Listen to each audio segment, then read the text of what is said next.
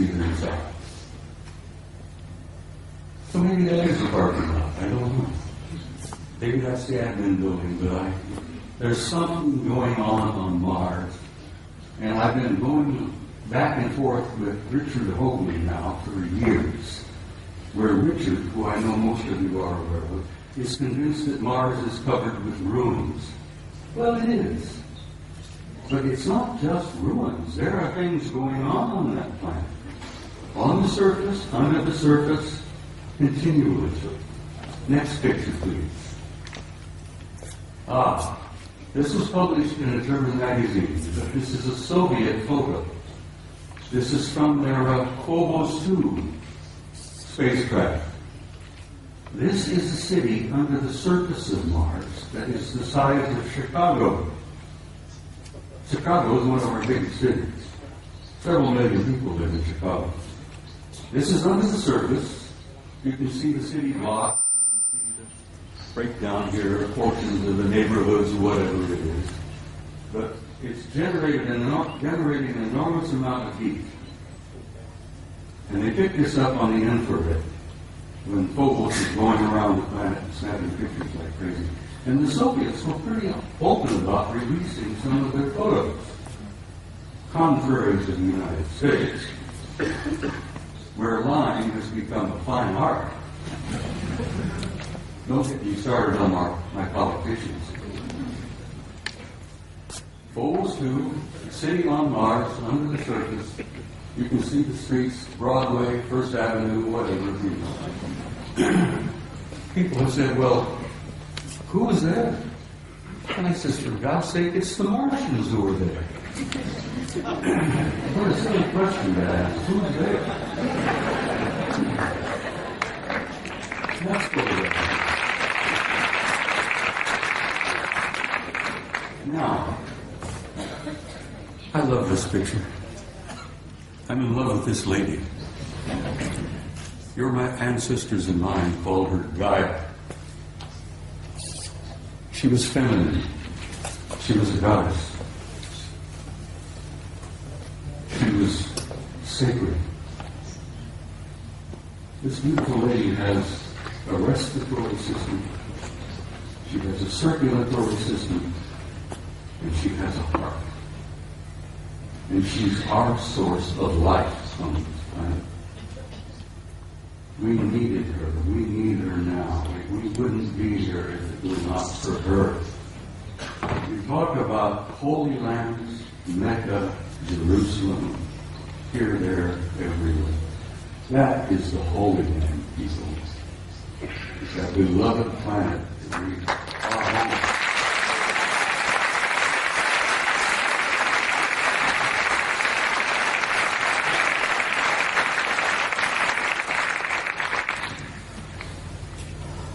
Next picture, please.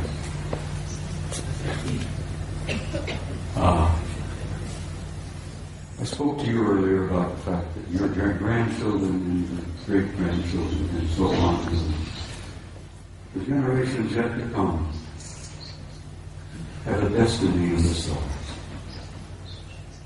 And in time, they will go out there and claim their rightful place in that infinite community of life.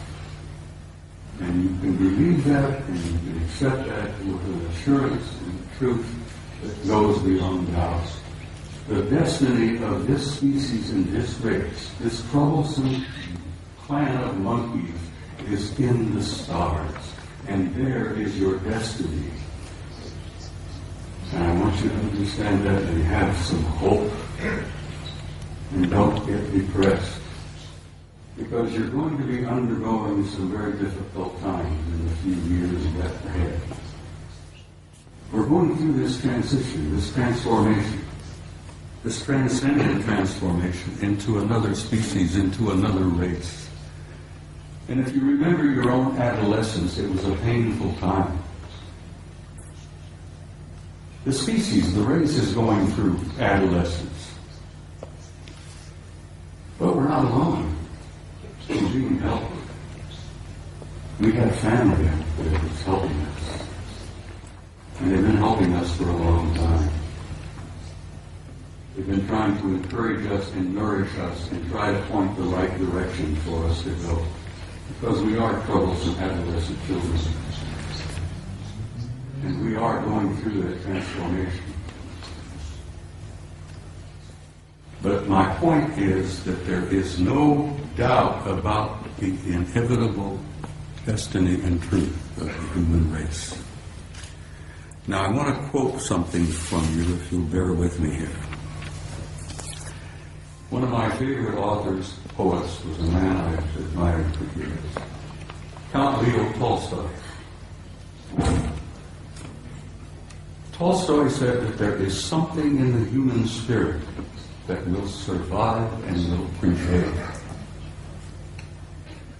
That will survive and prevail, and that there is a tiny and brilliant light burning brightly in the heart of man that will not go out no matter how dark the world becomes. And then in the years ahead, when things are difficult, the economic problems take place, there will still be disruptions, fear. Oh, sadly enough, I'm afraid there will still be blood in the streets, here, there, and everywhere. This coming out of adolescence is not an easy process. But then, what do you do when you reach beyond adolescence? You reach adulthood. You grow up. And we're growing up.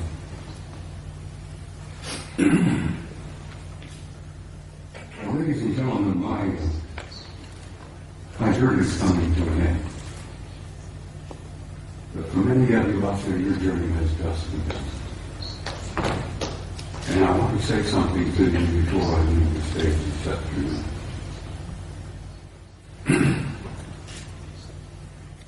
No matter how dark the world becomes, you can be sure, as Tolstoy said, there is a spark, there is a flame burning in your heart that will never go out, no matter how dark the world becomes. And as my journey is coming to a close, and some of you, your journey is just beginning, I wanted to say to you, in a term that I think is absolutely appropriate, you Spaniards have got some beautiful terms and words. Vaya con Dios.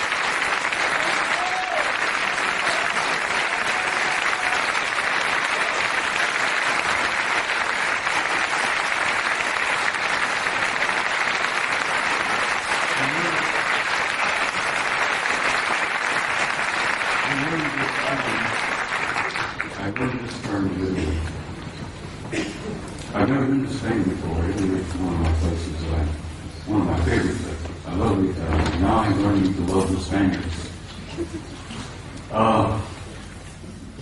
In Italian, I learned to say this, and I will say it to you, and I understand you know the meaning of it, but it's for this moment.